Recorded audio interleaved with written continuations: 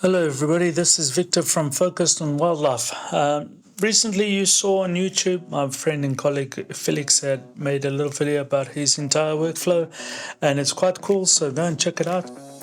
What I wanted to do today was give you an idea of what my entire workflow looks like, see which one you prefer, which one you like, and learn from both.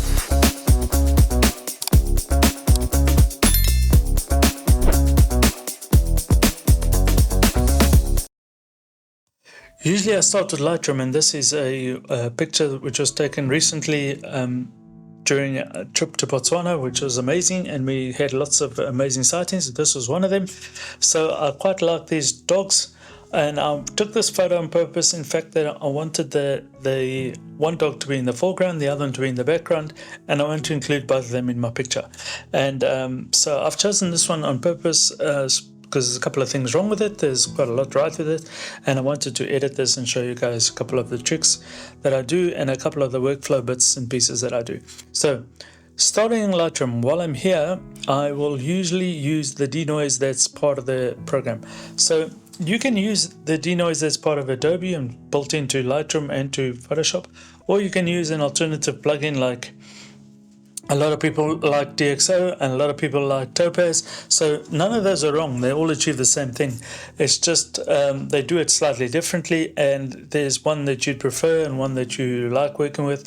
I prefer this, and I work with this exclusively. I'm going to stick on these glasses because it helps me see the screen a bit better. There we go. So I prefer this, and it's built in, so I use what Adobe has already got to offer. It does take a little bit of time depending on what your machine is and what the specs of your machine are, so it can be a bit quicker, it can be a bit slower. But once it's done, you can go zoom up and you can have a look at the noise profiles. So the noise looks quite good, it looks like it's gone.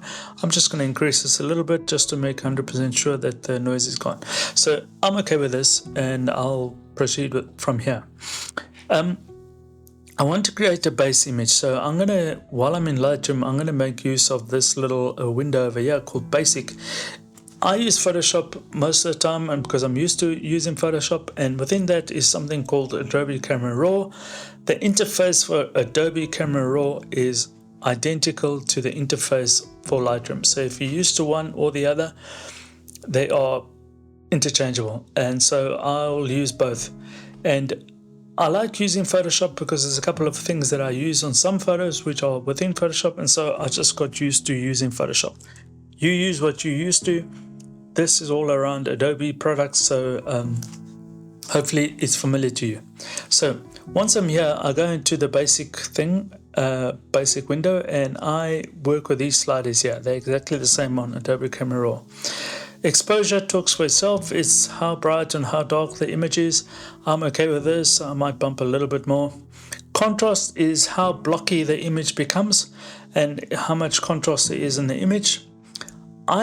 This is part of my process. So I decontrast. I don't know if that's a word or not, but anyway, I decontrast this because later on, and stay till the end, you'll see what I do. I use something called dodge and burn in order to make my subject pop and to stand out a little bit more. And for that, I need to create a base layer which is devoid of contrast. And so I introduce minus contrast in my image, and you'll see why I've done that a little bit later on. So I usually stick to -20 to -30, so I'm going to go somewhere in between that and decontrast this, which makes the image a little bit flatter. Then these four highlights and whites work together, so do shadows and blacks, and what they do is slightly different. The one is, as it says, it works with the whites and the highlights of the image, and the other ones so that's fine-tuning on the highlights and a bit broader based on the whites, but they work together. And the same happens with shadows, but on the dark parts of the image. So shadows and blacks work together. So I might drop my highlights a little bit, and it just gives me a little bit more detail in the lighter parts of the image to work with. For example, the tail and the chest and the head. And then with shadows, I usually bump that the other way in order to give me a little bit more detail in the darks that I can work with. And I usually keep highlights and whites more or less the same, and shadows and blacks more or less the same. So this is now my base layer. So from here, I'm going to move over to Photoshop and I'm going to do the rest of the editing. I've got this set up in preferences, so I go edit in Photoshop. This is my external editor. And just wait for this to open up in Photoshop. It usually transfers this as a TIFF, so no longer a raw file, so I can't do things like noise reduction using the Adobe tools or anything like that. I can still if I've got plugins, but I don't, so I can't do any noise reduction. I do it initially. The next thing I do is, if you're unfamiliar with Photoshop, so there's this bottom section here, bottom right, which is your layers panel. And so I've got a layer called background, which is basically the base layer. I just create a copy of that by dragging it down to the plus, and I create a copy called background copy. And that is just so that I've got something as a base layer and a copy of that base layer should I need it.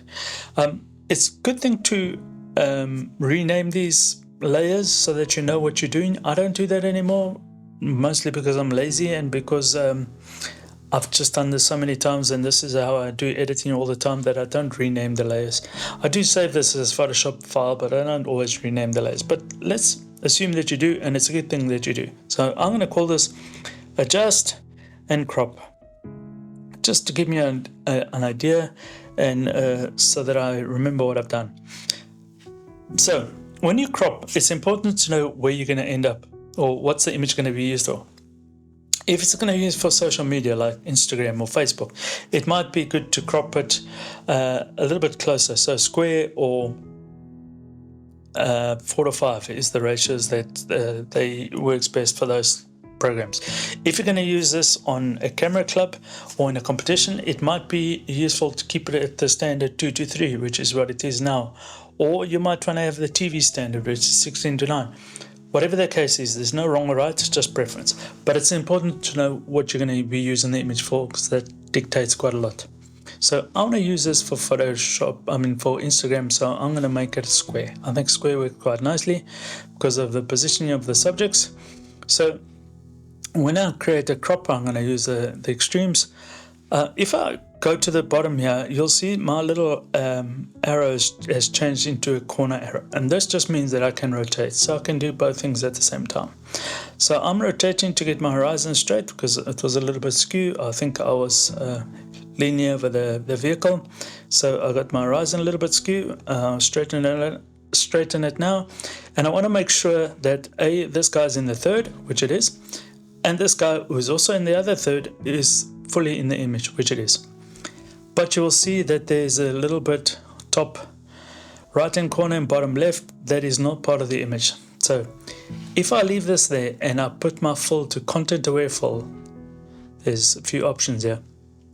What Photoshop does is it tries and fill in that gap, and it fills it in with pixels or bits of the image around it. So it should fill it in quite cleverly and quite intelligently. If you do this for yourself or for competition, not for competition, but for yourself or for social media, it's probably okay. If you do it for a competition, I wouldn't do it, because any competition worth its salt will ask you for a raw file. And when they see the raw file and they say, well, you've added stuff to it. In effect, you're adding a little bit to the background. If you wanted to get this right in camera, you'd step back a bit, or you'd use a smaller lens, whatever the case, or smaller focal distance, whatever the case. You didn't get this 100% right in camera, so you wouldn't use this as a competition entry. But you can do it for yourself or for social media, no problem. Anyway, so I'm going to use this for social media. I'm okay with that.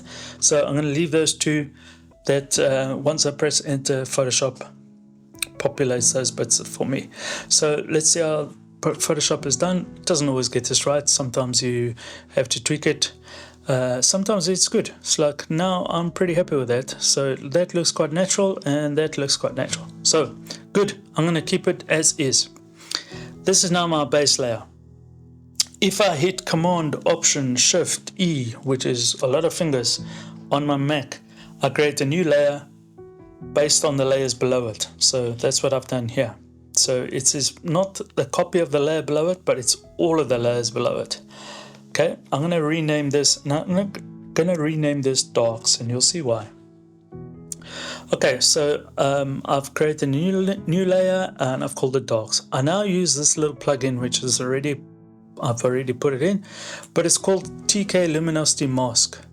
This is the luminosity mask that I use. There's, again, a bunch of them on the market, and some of them are easier to work with or more difficult, and some cost a bit and others are free. This one is free. TK Luminosity Mask means Tony Krupa, which is his name, and he developed this mask, and there's a link below, so go and have a look. This is TK6, and it is free, so I didn't pay for this, and it does everything I needed to do. The way this mask works, so if I click on this little icon, it brings up a whole bunch of other icons, and you're familiar with curves and what's this, exposure, and a whole bunch of other things. I don't work with that. I work with these numbers here, and to describe these numbers, it goes from 1 to 6, and that's the intensity, and it's on both sides. The left hand side is dark, you can see the black in the background, and the right hand side is light, you can see the white in the background. So what this does is, if you're familiar with masks, whatever is white you can edit, whatever is black you cannot. And so it masks out the darks in intensity 1. So in other words, it masks out a little bit of the darks. So you can see there's quite a lot of white, which means quite a lot of editing can be done. Number 6 is completely black, means no editing can be done. And the same happens with the other way, which is whites. So if I look here, there's quite a lot of white that's still available to me, and here there's none. So that's how it works, and that's how you select it. I have found through experience that number 2 is the most reliable and the one that works best. So I usually use number 2 on both sides. And so I'm going to select number 2 on the darks because I'm busy with darks at the moment. And if I press this bottom right hand button, then it selects that mask. And you can see the mask is selected here. So basically, whatever I do to this image, the image hasn't changed, is now governed by the mask. So the mask lets the change come through or not, depending on whether it's white and black. And that's pretty useful for luminosity, because what it does is it creates a natural mask without hard edges based on the intensity of light. And what this allows me to do is it allows me to apply dodge or burn to the extent where I can be a bit more heavy-handed, and so this helps me to stay within the colors or within the lines. I need to be aware of where the image is dark and light, but it does help me a little bit. So I'm going to use I'm now going to use burn, which I'm busy with darks, and you'll see my range changes between shadows, midtones, and highlights to shadows. That's the darks. And the exposure range is a percentage. I usually leave it between 20 and 30%. Okay. And now every time I click on the image, it's going to make dark a little bit darker. So what I'm trying to do with the image is whatever's there, I'm going to use. So I'm going to make things more obvious. So it's already dark. I'm just going to make it a little bit darker so it's more obvious. And I'll show you on the ears. It's the best place to see it. So every time I click the mouse, it applies these settings to that little brush. The brush I select here is the size and the hardness of the brush. And I'll go a couple of times over with this brush over here. And I'll do the same on this side. And you can see my circle goes a little bit over the edges. It doesn't matter because it's got the mask in there. But basically what I've done is I've made the ears, especially the inside of the ears, stick out a bit more. So have a look before, after. It gives it more of a 3D feel by creating depth. And that's how I create depth throughout the image. So I'm going to go ahead and do that to whatever's dark in this image, wherever there's a crease that I want to accentuate, whatever makes this more 3D. And this is going to depend a lot on the animal and your experience. So without telling you that there's a quick recipe, which there isn't, a lot of this is going to be down to experience. So yeah, give it a try and see how you go.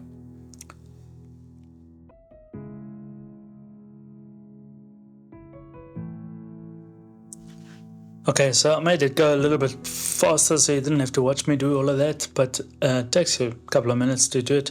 But this is the effect. See before and after? See, it pops a lot more. So I've made the darks that were there already just a little bit darker, and that's why I decontrasted initially. I'm going to do the same thing now with another layer, but I'm going to do it on the lights. And again, still working on my subject. I'm going to do the same, just the opposite, and the opposite of dodge, of burn is dodge. The opposite of highlights, of shadows is highlights, and I'm going to keep the exposure between 20 and 30%. And I'm now going to dodge wherever is bright. So, and I want to make it a little bit brighter. So, for example, those inside of those ears, as a guideline, wherever the sun hits it is usually a good spot to make it a little bit brighter. So again, I'm going to go over everything that I want to make a little bit brighter. I'm not going to touch the tail because that's quite white already, so I'm going to leave that, but I'm going to go over these legs a little bit. Just be careful, that's also quite bright, so if I press in there, it's actually going to brighten up that area, which I don't want. So I made my brush a little bit smaller. You can make brushes smaller by going to your square brackets, so big square bracket or little square bracket, bigger and smaller, or right and left square bracket, sorry. And that's how you get your brush to cooperate brighter or smaller or bigger. So I'm just going to do the final bits on here. I'm just doing this very roughly to give you an idea. So you can see a before and after again of the highlights. You'll see I've just highlighted what it was already there. I've just brought it out a bit. It's also nice to go and zoom in and just use the highlights on their eyes. What it does is it makes the brightness or the reflection of the sky a little bit more intense, a little bit more noticeable in the eyes, and makes the eyes stand out a little bit more. So again, that's just a bit of practice and a bit of experience. So I'm just going to hide this, and you can see those two together. That's my flat image, and look at the background, it hasn't changed, and I've just added a bit of 3D to my image of the wild dog subject, which makes it pop a lot more. So you can agree that this dog now stands out quite a lot more. Another thing I sometimes do, and I don't always do it, and I'll show you, is I will go into camera raw, which is I'm going to filter camera raw, I can find it there, and I'll go into the sliders called color mixer.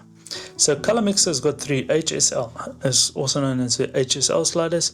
Hue, don't worry about, you get into horrible complications if you use it, but luminance and saturation, do use it. And to give you an idea, luminance is the amount of light falling on that color spectrum. So here I'm playing with blue, just to show you.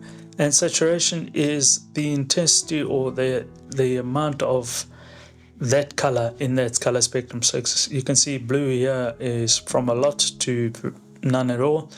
And so that's how it affects. And I'll go through each one of these systematically, and I will check which one affects the image and which doesn't, and adjust it accordingly to what I like and what I like to see. Don't overdo this, again, because overdoing this can make horrible images come up. So again, out of experience, and because I've edited this before, I am okay with those ones being a little bit brighter. This purple actually reflects the ground quite a bit, and I want to put it there. I'm going to saturate the dog a little bit more by adjusting the purples and the yellows. I'm going to desaturate the whites of the dog a bit. I'm going to desaturate the background a little bit, and I am going to desaturate the ground a little bit. So this is my before and this is my after, and it just mostly in the brights it affects it and makes it pop out a little bit more. You can see it affects the dog in the background as well, because these are across the whole image. Okay, so that's the one thing I could do as well, which just creates a little bit more difference, makes it stand out a little bit more in my view. Mostly the whole image really, except for the green in the background there, which I desaturated. Another thing I could also do And again, I wouldn't do this if I was in a competition. I wouldn't sharpen, because sharpening is where artifacts are introduced, and so this can go horribly wrong for you. But if you know what you're doing, then sharpening is an option for you. And I just wanted to show you, so there's various ways to sharpen. I want to show you something that I've spoken about in the blog and in my newsletter, if you subscribe to that recently, and that is sharpening using texture and detail. So I'm going to go into my filter camera raw again, and these are the two ones I'm going to use. Texture and clarity. So these two sliders, where are they? Up here under effects, texture and clarity. Dehaze I don't love, a lot of people do. Vignetting, you know what it does, it creates a little bit of a circular look. So I'm looking at texture and clarity. The other thing is, I want to go and sharpen, but I want to sharpen selectively. I don't want to sharpen this whole image. I just want to sharpen him a little bit. So I'm going to use a mask. And if I go into this little icon here, I can select a mask. And if I select him via objects, it's probably the most accurate. And I can just draw a little box around him. It selects the dog. You'll see it turns purple what's selected, which is pretty accurate and pretty good. And now I can go and add my effect. To give you an idea, clarity can go, okay, it's obviously soft, but it can also go very, very blocky. Texture the same. I'm going to put that to 0. Texture the same, except texture is a bit more light. So it's a bit more like fine adjustment, whereas the other one's a bit broader. So, but the same effects really. So using these two, I can sharpen up the image, but again, not the full amount, just enough. And so I'm just going to go with texture until about there, and clarity until about there. And if I look at before and after, I can see that is sharper by a bit without looking too horrible. So if I look at that and I go before and after, and that's my after. This is my before. You can see it's a bit sharper without being horrible in any way. Okay, and that is basically a final image. I would then just maybe resize this to upload it, and that I wouldn't resize it with cropping. I just resize the image size, and I might add a signature to it, and that's basically it. So hopefully you've enjoyed this, and you now know how I do my processing, or some of my processing, most of it. Use bits and pieces of this and use bits and pieces of Felix's one, and the ideal is to come up with your own set of rules and bits and pieces that you do to your image. And just remember, unlike what a lot of people say out there, post-processing is part of photography. In the days of film, everybody used to rave, and it was the feather in your cap if you had your own lab. You've got your own lab now, it's just digital instead of having chemicals and water-based and all of that. So processing is definitely part of it. Enjoy all of it.